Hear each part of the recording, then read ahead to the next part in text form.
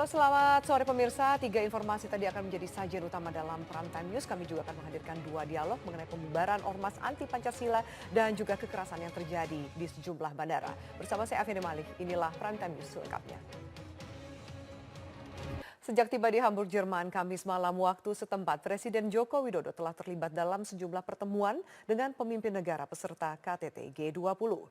Sejumlah momen pertemuan menjadi perhatian, mulai dari foto bersama di sebelah Presiden Amerika Serikat yang cukup kontroversial Donald Trump, hingga pertemuan bilateral dengan negara tetangga Australia untuk membahas kerjasama ekonomi. Dan baru saja pemirsa, Presiden Joko Widodo menggelar pertemuan bilateral dengan Presiden Amerika Serikat Donald Trump. Dan di tengah KTT G20 di Hamburg, Jerman, Presiden Joko Widodo menyempatkan diri untuk bertemu dengan Perdana Menteri Australia Malcolm Turnbull yang diabadikan melalui sebuah vlog di akun Twitter Turnbull. Dalam video berdurasi 45 detik ini, tersirat komitmen untuk menyelesaikan kesepakatan kerjasama ekonomi komprehensif kedua negara pada akhir tahun 2017. Hubungan bilateral pun diharapkan menjadi semakin kuat. Pelaksanaan KTT G20 diwarnai demonstrasi massal yang menyebabkan kerusuhan. Hari ini situasi berangsur normal, operasi pembersihan secara massal dilaksanakan pada Sabtu pagi waktu setempat. Dan pemirsa, untuk mengetahui situasi terakhir dari ajang KTT G20 serta hasil pertemuan Presiden Jokowi dengan sejumlah pemimpin negara, kita bergabung dengan kontributor Metro TV di Berlin, Jerman, Andi Tinelung. Ya Andi, bisa Anda ceritakan dulu bagaimana situasi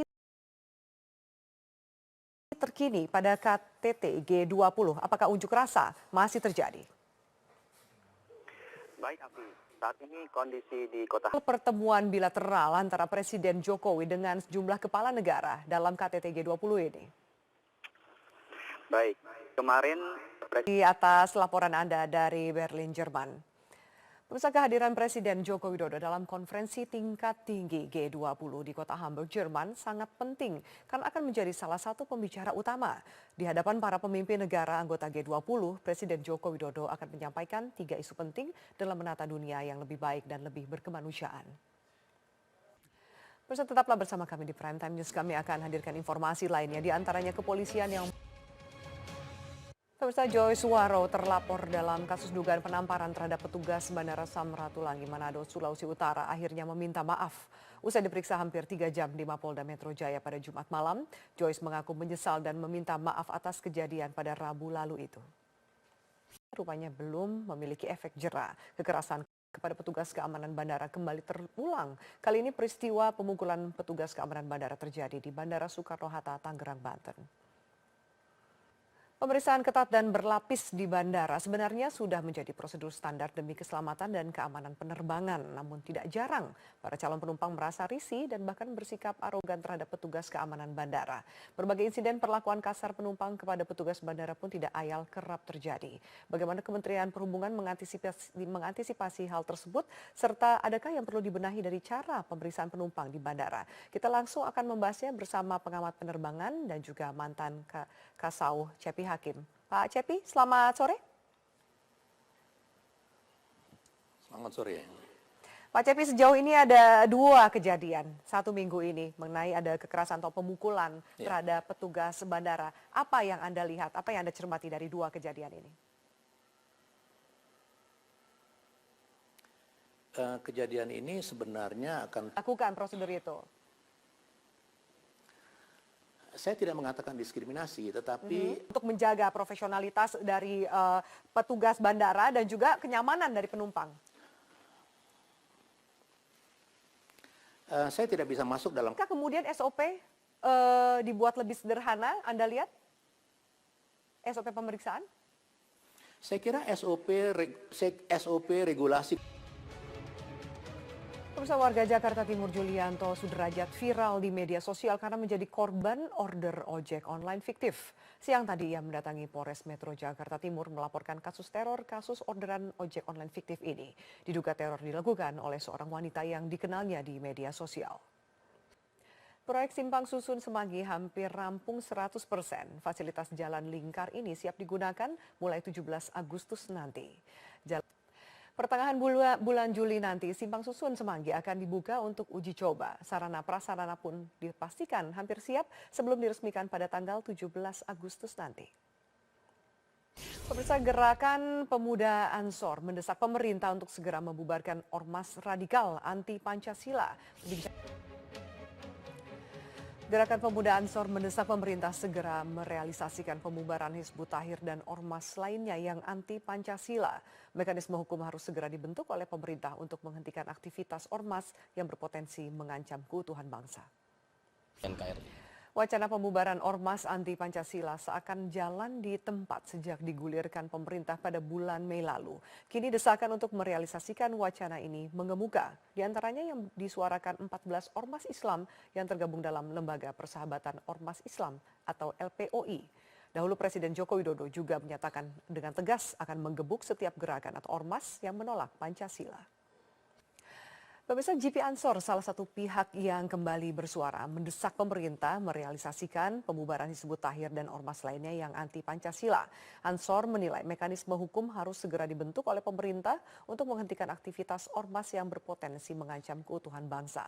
Selengkapnya kita akan bahas dengan Ketua Pimpinan Wilayah Gerakan Pemuda Ansor DKI Jakarta, Abdul Aziz. Mas Aziz, selamat malam. Kemudian ini ada ormas Islam yang berkumpul dan mendesak pemerintah untuk kemudian segera merealisasikan pembubaran ada Hizbut Tahrir dan juga ormas lain yang anti Pancasila. Kenapa desakan ini akhirnya dilakukan sekarang? Oh, ini kan sebenarnya desakan ini bukan Desak terus ormas, tapi pemerintah, bagaimana Anda melihat sikap pemerintah? Kalau Presiden sudah mengatakan akan menggebuk kok gitu. Loh ya, ini kan pemerintah Juga Anda katakan ini juga bukan ormas yang ece-ece, tapi ormas besar yang punya masa besar dan punya kepentingan untuk menjaga keutuhan bangsa. Loh, negara ini kan Balai Kota DKI Jakarta diserbu para pelajar. Informasinya sesaat lagi. Pemirsa, bila Anda memilih untuk menghabiskan libur akhir pekan di Jakarta, tidak ada salahnya Anda mendatangi Balai Kota DKI Jakarta. Setiap Sabtu dan Minggu, kawasan Balai Kota dibuka untuk umum sebagai kawasan wisata. Nah, seperti apa? Langsung saja berikut adalah liputan Taris Hirziman dan juru kamera Robi Pratama. Pemirsa, ada yang menarik di tengah aksi bentrok saat terjadi konferensi tingkat tinggi G20 yang berlangsung di Hamburg, Jerman, di mana seorang pengantar pizza nekat masuk di tengah bentrok demi menjalankan pekerjaannya. Dan informasi ini juga sekaligus bentuk perjumpaan kita di Prime Time News. Atas nama kerabat kerja yang bertugas, saya Afiani Malik undur diri. Terima kasih atas atensi Anda. Selamat malam, sampai jumpa. Salam Sport One, persaingan Liga 1 pekan ke-13 kembali memanas Jumat ini. Tipisnya selisih poin membuat sejumlah tim siap saling sikut menuju posisi puncak. Ya, selain kabar dari dalam negeri, sejumlah kabar terhangat dari benua biru juga telah kami siapkan untuk Anda. Bersama saya Andini, kita mulai kabar Arena Pagi selengkapnya. Ya, kita buka kabar Arena Pagi dari dalam negeri. Arema FC berniat untuk merebut 3 angka dalam lanjutan Liga 1 saat menjamu Sriwijaya FC. Ya, kehilangan 3 pemain tidak mengkhawatirkan Sinyo Edan, sementara Sriwijaya yang belum temukan pelatih baru tetap optimis berikan kejutan. Sebelum laga super big match Arema versus Semen Padang, Mitra Kukar akan lebih dulu melakukan laga pekan ke-13 dengan menjamu Semen Padang.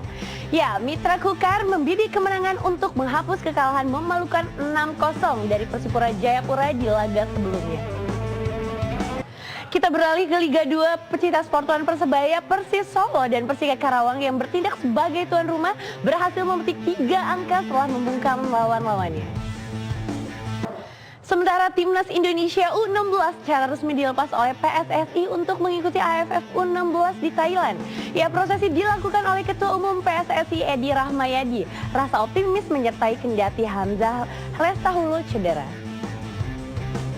Pecinta sportuan Timnas U22 juga tengah meningkatkan intensitas latihan jelang SEA Games yang kurang lebih 2 bulan lagi. Ya, para pemain semakin semangat setelah mendapat kunjungan dari Ketua Umum PSSI yang juga ikut bermain bola.